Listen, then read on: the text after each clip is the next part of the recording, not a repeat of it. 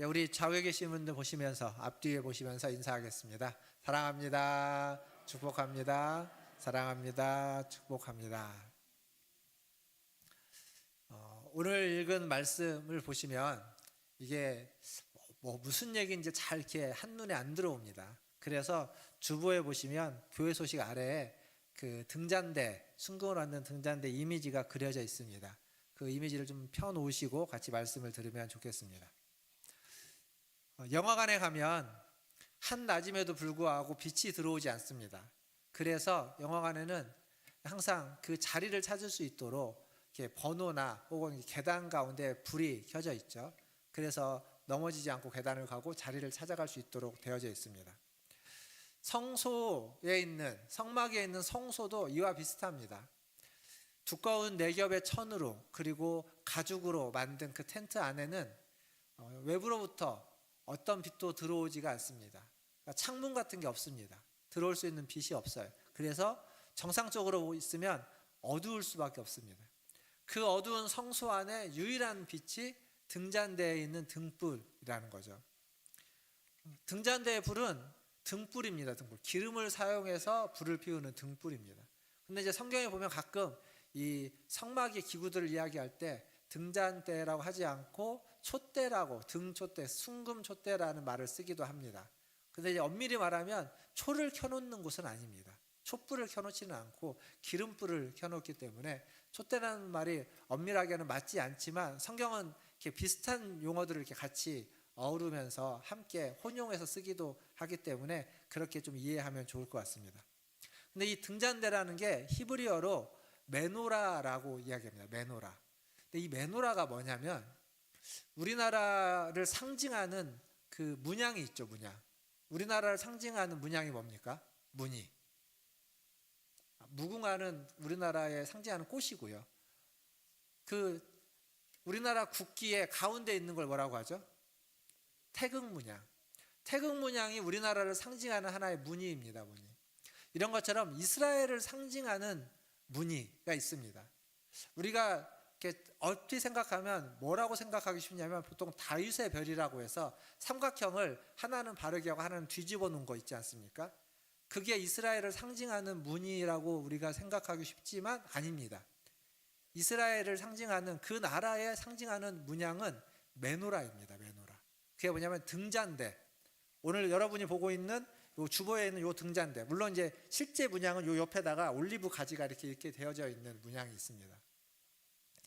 그러니까 지금 무슨 얘기냐면 이 등잔대라고 하는 메노라라고 하는 건 이스라엘을 나라를 상징하는 하나의 모양이기도 하다. 그만큼 이스라엘은 굉장히 중요하게 생각하고 있다라는 얘기입니다. 오늘 우리가 읽었던 출애굽기 25장은 이 등잔대에 대한 어떠한 모습을 어떻게 만들 것인지 그거에 마치 설계도처럼 그것들을 보여주고 있습니다. 근데 우리가 그것만 쭉 글로 읽으면 뭔지 잘 눈에 안 들어오기 때문에 그래서 제가 그림을 보라고 말씀을 드린 겁니다. 간단하게만 생각해 보면 이 등잔대는요 무엇으로 만드냐면 뭘로 만들죠? 순금으로 만듭니다. 순금. 순금으로 만드는데 순금 어느 정도로 만드는지 아십니까? 39절에 보니까 순금 한 달란트라고 되어져 있습니다. 한 달란트가 키로로 따지면 한 34kg 됩니다. 순금 34kg. 돈으로 따지면 얼마인지 아십니까? 금값이 올라가지고 제가 어제 계산해 봤습니다. 대충 한 60억 됩니다. 60억. 그러니까 그거 하나가 한 60억 정도 되는 그 가치가 있는 거예요. 물론 고대 사회에는 더 높은 가치였겠지만 60억은 중요한 게 아닙니다. 순금 한 달란트. 순금으로 만든다는 거예요. 순금으로 만드는데 여기 그림에 보면 있는 것처럼 밑판이 있고 거기에 줄기 하나를 가운데로 세우고 그 줄기 양옆으로 가지를 3개씩 이렇게 만들어서 총 7개의 등잔이 위에 놓여지게 됩니다. 그리고 각각의 줄기에는 여기 꽃받침과 꽃들이 만들어지게 되어 있습니다. 그런데 이 등잔대가요 앞에서 이야기했던 떡상이나 증거계와는 다른 점이 하나 있습니다. 여기에는 사이즈가 나오지 않습니다. 기억해 보시면 떡상도 그렇고 증거계도 그렇고 가로는 몇 규빗, 세로 넓이는 몇 규빗, 높이는 몇 규빗 해서 사이즈가 정해져 있는데 오늘 읽었던 말씀에는 사이즈가 안 나옵니다. 그냥 순금 1달란트라고 하는 재료의 총 양만 나오지 사이즈가 나오지 않습니다. 그래서 뭐 신학자들마다 사이즈는 뭐 가지각시로 이야기하는데, 중요한 건 이게 지금 하나의 금으로서 쳐서 만들어내는, 그러니까 따로따로 만들어서 붙인 게 아니라 하나로 만들어내는, 뭘 또 이렇게 만들었냐면 증거계에 위에 있는 속죄소 위에 뚜껑을 금으로 만들 때 하나로 쳐가지고 만들었다라고 되어 있습니다. 마찬가지입니다. 6개의 줄기, 6개의 가지죠. 하나의 줄기에 6개의 가지에 살구꽃 형상의 매우 정교한 꽃받침과 꽃을 쳐서 만들어야만 하는 겁니다. 쉬운 작업이 아니죠. 굉장한 정교한 기술이 필요한 작업입니다. 그리고 이제 더 이어져서 만드는 건 38절에 뭡니까? 불집게와 그 다음에 불똥을 담을 그릇, 그것을 동일하게 순금으로 만들어라 라고 되어져 있습니다. 자, 이렇게 순금으로 이걸 만들어서 이유는 뭘까요? 등잔대를 왜 만드는 걸까요? 왜 만들까요? 등불 피우려고. 뭐 어려운 게 아닙니다. 등불을 피우려고 이거 만드는 거예요. 그래서 거기다가 등불을 켜놓는 거예요. 오늘 제가 여러분들에게 이야기하고자 하는 건 그겁니다. 등잔대가 상징하는 게 무엇이고 그 등잔대에 등불이 상징하는 게 무엇인가, 그걸 좀 같이 생각해 보려고 합니다. 오늘 여기 말씀에 살구꽃이라고 등장하죠. 그 꽃받침과 꽃의 모양이 살구꽃이라고 되어져 있습니다. 근데 이 살구꽃이라는 번역은요, 사실 잘못된 번역입니다. 살구꽃이 아니라 아몬드 꽃입니다. 아몬드 나무. 근데 왜 살구꽃이라고 했냐면, 우리가 성경이 번역될 때 이 히브리어 사케드라고 하는 아몬드라는 단어가 우리나라에 없었습니다. 그런 열매도 없고 나무도 없고 꽃도 본 적이 없어서 그와 가장 유사해 보이는 하나의 나무를 찾았는데 그게 살구나무여서, 그래서 살구나무, 살구꽃 이렇게 번역을 했습니다. 성경에 보면, 여러분이 성경 읽다 보면 살구나무 열매, 살구꽃 이런 데가 다른 데도 몇 군데 더 나옵니다. 그 중에 굉장히 흥미로운 데가 어디냐면 민수기 17장인데요. 민수기 17장 8절 말씀을 한번 같이 보겠습니다. 민수기 17장 8절 같이 읽어보겠습니다. 시작. 이튿날 모세가 증거의 장막에 들어가 본즉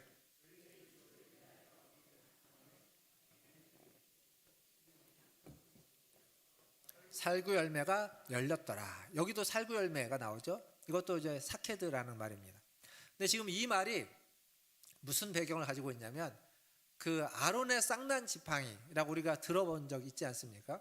이게 왜 생기는 거냐면, 출애굽을 해서 광야에 있을 때 고라 자손이 모세와 아론을 향해서 반역을 하게 됩니다. 그 반역의 결과로 14,000명이나 되는 이스라엘 민족이 죽음을 맞이하게 돼요. 근데 그 일이 있고 난 뒤에 이제 그 아론의 제사장으로서 대제사장의 권위를 하나님이 이스라엘 민족 가운데 세우기 위해서 각 지파의 지도자들의 지팡이를 다 가지고 나오게 합니다. 그래서 각 지파별로 지도자들이 지팡이를 하나씩 내가지고 거기에 표시를 하는 거죠. 표시를 해서 증거계 앞에다가 둡니다. 그리고 하나님이 그 중에 싹이 나는 지팡이, 그 지팡이를 가지고 있는 그 주인이 내게 권위를 부여해 주는 거예요. 근데 12개의 지팡이가 거기에 놓여졌는데 누구의 지팡이에서 싹이 났느냐? 방금 읽었던 것처럼 아론의 지팡이에서 싹이 돋고 순이 나고 꽃이 피어서 살구 열매가 맺혀지게 되는.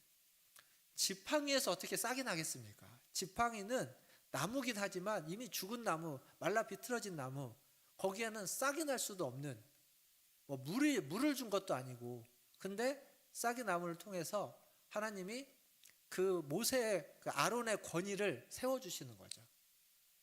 마른 나무까지, 죽은 것과 같은 마른 나무까지 해서 생명이 싹트는 걸 통해서 아론의 권위를 세워지는 장면이 나옵니다. 그러니까 많은 신학자들이 이 이야기, 아론의 쌍난 지팡이 이야기와 그리고 등잔대 이것들을 서로 이어서 연결해서 설명하곤 합니다. 어떻게 설명하냐면, 모든 권위가 하나님께로부터 주어져서 세워지는 것처럼 모든 생명의 근원이 하나님으로부터 온다는 것을 그 마른 지팡이에서 싹이 나고 열매가 맺게 해주는 것처럼, 등잔대엔 아론의 쌍난 지팡이와 같은 모양으로 생겨져 있는, 같은 살구 모양의 그림이 그려져 있는 그 등잔대는 하나님, 모든 생명이 하나님으로부터 온다라고 하는 것을 상징해주는 하나의 기구다라고 이야기를 하는 겁니다. 자, 이걸 또 어디에서 우리가 보게 되냐면 창세기 2장에 가면 에덴 동산에 나오죠. 에덴 동산에 두 나무가 있습니다. 이름이 알려진 두 나무. 하나는 뭐죠? 선악을 알게 하는 나무. 그리고 또 하나는 뭐죠? 생명나무. 다른 나무들도 엄청 많이 있겠지만 그 두 나무는 명명되어져 있습니다. 근데 그 중에 생명나무라는 게 있는데, 인간이 타락함으로 말미암아서 에덴에서 쫓겨납니다. 그래서 더 이상 생명나무를 볼 수도 없고 가까이 할 수도 없게 되는데, 계시록에 가면 그 생명나무, 하나님이 있는 그 하나님의 나라 천국에는 생명나무가 강이 있고 생명나무가 좌우로 쫙 있다고 했습니다. 그걸 얼마든지 따먹을 수 있는 그 그림이 그려지죠. 그러니까 성막에 있는 등잔대는 에덴 동산에 있는 생명나무를 상징하는 것이다 라고 볼 수 있습니다. 모든 생명의 근원이 하나님께로부터 온다라고 하는 그것을 보여주기 위한 상징적인 나무가 생명나무입니다. 등잔대도 그것을 함께 상징해주고 있는 거죠. 이스라엘이라는 나라, 출애굽 시대 이스라엘이라는 그 공동체도 마찬가지고 지금도 그렇지만 에덴에서 쫓겨난 이후로 생명나무에 가까이 할 수가 없었습니다. 하지만 성막을 만들고 성막에 등잔대를 둠으로써 생명나무가 우리에게 제시해 주고자 하는 모든 생명의 근원이 하나님께로부터 온다라고 하는 생명의 근원이신 하나님을 만날 수 있는 길을 만들어 놓았습니다. 그건 그때나 지금이나 마찬가지입니다. 우리도 생명나무에 우리가 지금 접근할 수 없고 가까이 할 수 없습니다. 마지막 때, 마지막 순간, 계시록의 그 마지막 장면처럼 그때에는 생명나무의 열매들을 먹을 수 있는 날이 오겠지만 지금은 아닙니다. 그럼에도 불구하고 모든 생명의 근원이신 하나님은 우리가 얼마든지 지금도 만날 수 있다라는 겁니다. 사랑하는 성도 여러분, 생명의 근원이신 하나님, 그 하나님을 매일매일 우리의 신앙생활을 하는 중에 언제나 함께 자주 만나시기를 주님의 이름으로 축원드립니다. 우리의 믿음과 삶을 통해서 마른 가지에서도 싹이 나고 열매가 맺어지는 그런 생명을 주시는 하나님을 우리는 만나야만 합니다. 그게 우리의 신앙의 목표이고 신앙 가운데서 경험해야만 하는 은혜이고 생명인 줄 믿습니다. 그리고 이제 등불에 대해서 좀 같이 생각해 보려고 합니다. 이 등불에 대해서는요, 여러분이 성전에 대해서, 성막에 대해서 좀 관심을 가지고 세미나를 듣거나 혹은 전에 이제 평택인가요? 어디에 가면 이렇게 성막 만들어 놓은 데가 있습니다. 그런 데 가면 안내해 주시는 분들도 있는데, 그런 분들 얘기를 들어보면 가장 많이 언급되는 건 등불을 뭐와 연결시키냐면 성령과 연결을 시킵니다. 등불은 성령을 상징한다, 이렇게 이야기합니다. 그 근거가 뭐냐면 이사야서 63장입니다. 이사야서 63장 11절에 보면 이런 말씀이 있습니다. 같이 한번 읽어보겠습니다. 63장 11절 시작. 백성이 옛적 모세의 때를 기억하여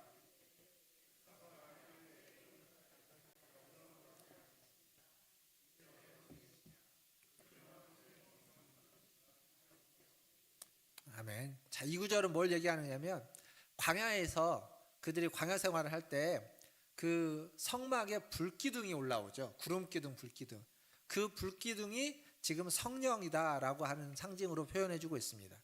그러면 불기둥이 성막, 그 성소에서 올라오는데 성소에는요 불이 등잔대 외에는 없습니다. 그래서 그 불기둥을 등잔대와 연결시켜서 등잔대의 그 불이 성령을 상징한다, 이렇게 이야기하고 해석합니다.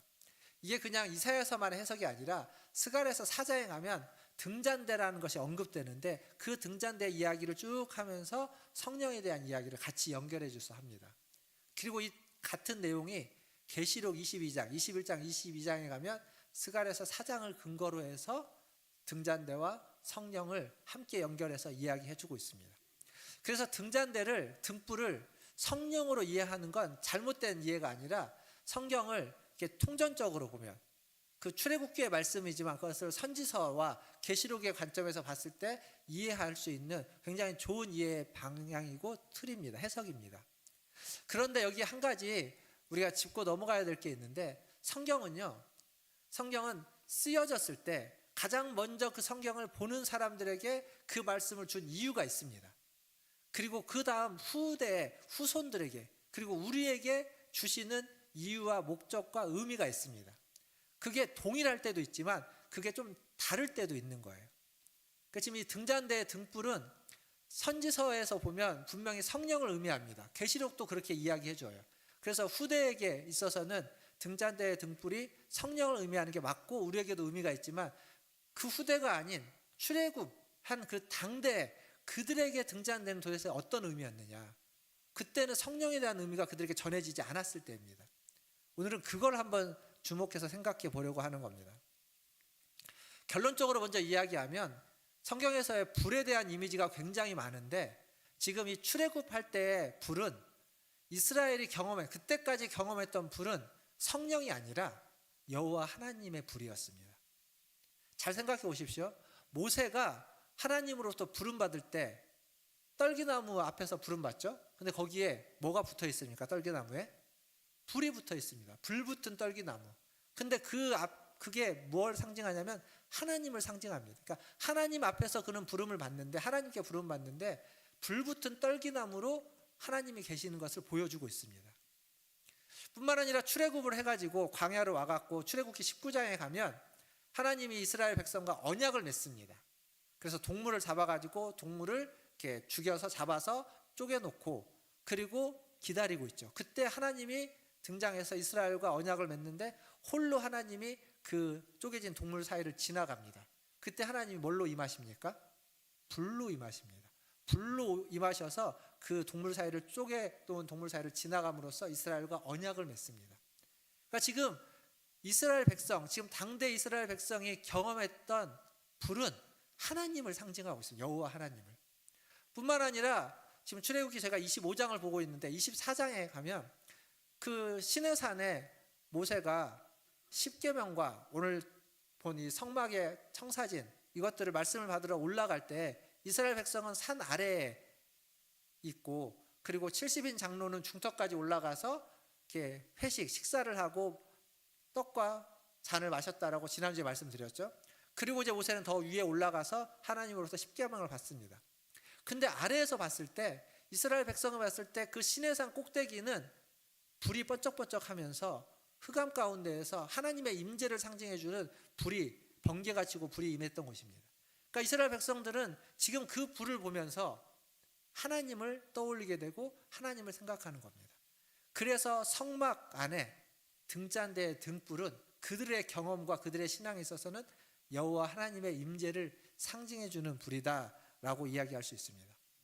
이것이 성경에 있는 시편 67편에 가면 또 이 67편으로 좀 더 설명해주고 있는데, 시편 67편은요, 시편은 뭐 다윗의 시, 무슨 시 하면서 혹은 고난의 시, 영광의 시, 찬양의 시 나름의 이름이 붙어집니다.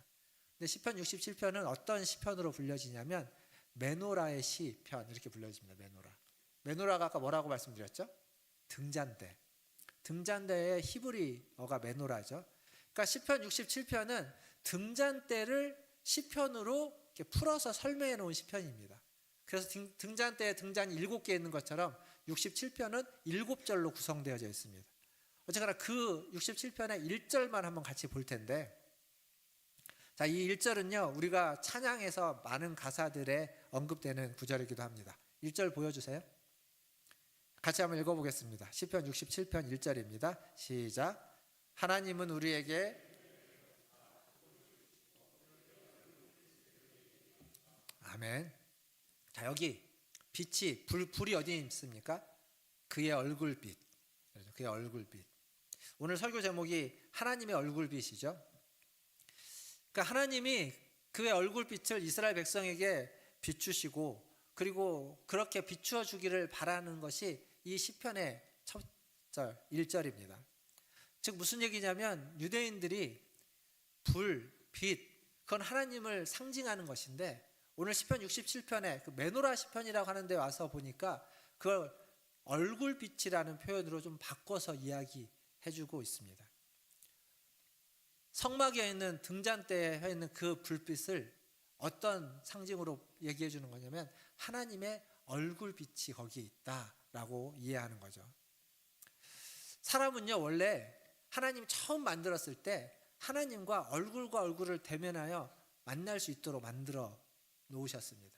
에덴 동산에서 하나님과 아담, 하와는 처음에 그렇게 하나님과 만나서 교제하고 대면할 수 있었습니다. 그러나 범죄하고 타락한 후에 하나님의 그 동산을 거니시는 하나님의 소리를 듣고 아담과 하와는 무서워서 숨게 되는 거죠. 그 얼굴빛을 마주할 수가 없었습니다. 두려웠기 때문이겠죠. 출애굽기 33장에 가면 모세도 비슷한 경험을 합니다. 모세가 하나님의 영광을 보여달라라고 기도를 합니다. 하나님의 얼굴을 보여달라는 기도입니다. 그때 하나님이 뭐라고 하냐면 하나님의 얼굴, 내 영광을 보고 살 자가 없기 때문에 모세에게 영광을 보여주지 않고 모세를 바위 틈에 밀어넣어 숨기시고 그 앞으로 지나가십니다. 그리고 하나님의 영광의 얼굴빛이 아니라 그 등만 보여주십니다. 근데 하나님의 그 등만 보고 난 뒤에 모세가 산에서 내려왔을 때 어떤 일이 일어나냐면 사람들이 모세의 얼굴을 봤는데 그 얼굴에서 빛이 납니다. 모세는 하나님을 대면하여 본 적이 없습니다. 하나님의 등만 봤습니다. 등만 보고도 모세의 얼굴은 하나님의 영광을 비추는 빛이 났다라고 성경은 기록해 주고 있습니다. 이 얼굴빛과 관련해서 민수기 6장에 대제사장의 축복 기도가 있죠. 거기에는 이렇게 기록되어 있습니다. 여호와는 그의 얼굴을 향하여 내게 비추사 은혜 베푸시기를 원하며 여호와는 그 얼굴을 내게로 향하여 드사 평강 주시기를 원하노라. 얼굴을 내게로 향하여 들고 얼굴을 비춘다 라고 하면서 그게 하나님의 얼굴에게 비침을 받고 얼굴이 나를 향한다는 것이 얼마나 큰 축복인지를 지금 말해주고 있습니다. 물론 하나님의 얼굴빛을 감당할 수 없는 저주받은 인생에 그건 두려운 얼굴빛입니다. 절망이고 죽음의 빛일 수밖에 없습니다. 하지만 저주가 사라지고 은혜 받은 자들에게 하나님의 얼굴빛은 전혀 무섭지 않은 생명과 은혜와 평강을 주는 얼굴빛이 되는 겁니다. 사랑하는 성도 여러분, 하나님의 얼굴빛을 보고도 무서워하지 않고 두려워하지 않고 기뻐하고 평안하고 생명이 충만하다, 그러한 아름다운 신앙의 모습을 가지시기를, 그러한 삶을 사시는 하나님의 자녀들이 다 되시기를 주님의 이름으로 축원드립니다.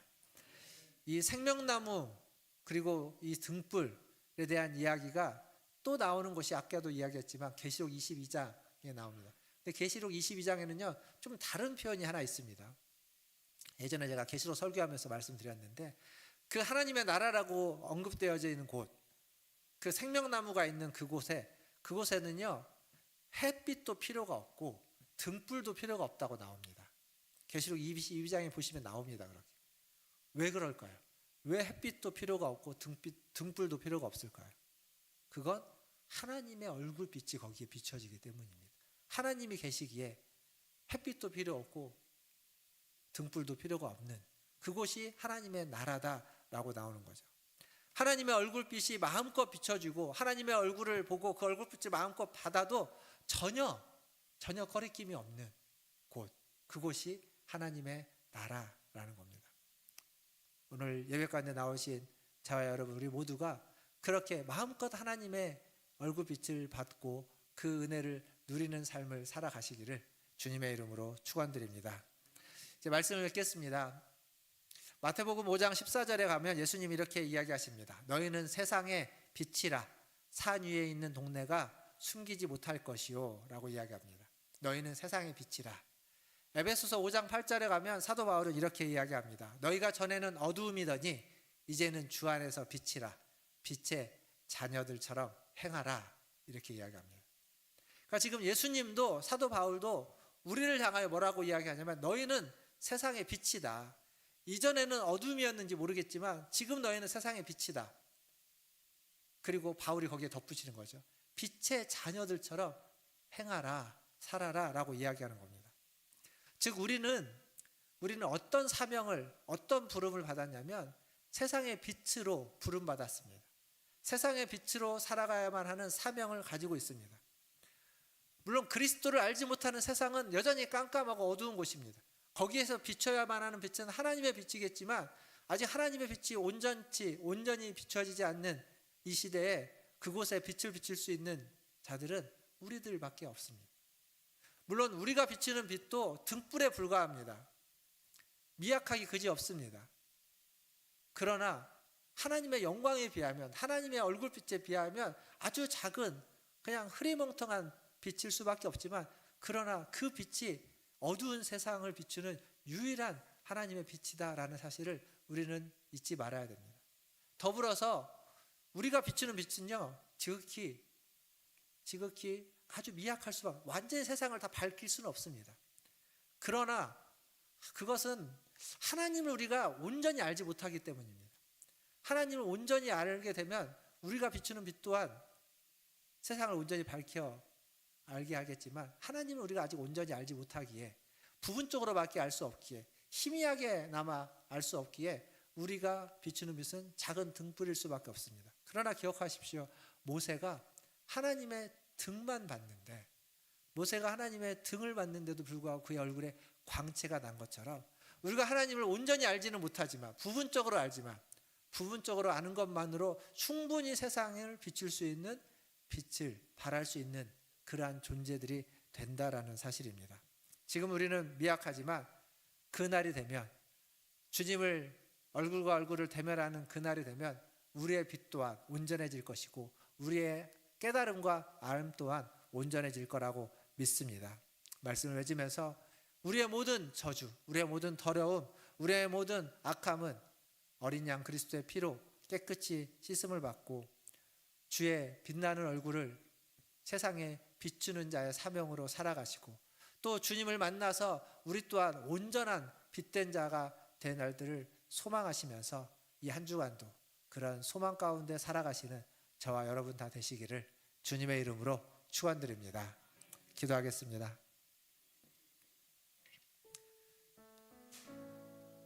주님은 이렇게 말씀하십니다. 너희는 세상의 빛이라.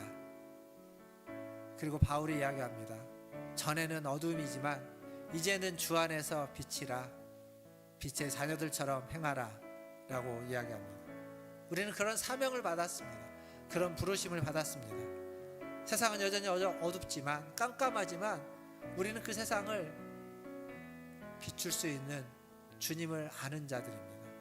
우리 시간 기도할 때, 하나님, 세상의 빛으로 우리를 부르셨사오니 빛의 자녀들처럼 내가 행하게 하여 주시옵소서. 어두운 세상을 비출 수 있는 하나님 빛을, 하나님의 빛을 반사할 수 있는 하나님 빛된 자 되게 하여 주시옵소서. 하나님을 온전히 알지는 못하지만, 부분적으로 알고 있지만, 그럼에도 불구하고 그 부분적으로 아는 것만으로도 충분히 세상을 바뀔 수 있는 줄 믿사오니, 하나님의 자녀로서 세상을 바뀔 수 있는 그러한 빛된 자녀가 되게 하여 주시옵소서. 같이 기도하며 나아가겠습니다. 기도하겠습니다. 하나님 아버지, 오늘도 하나님 앞에 나왔습니다. 하나님을 바라보며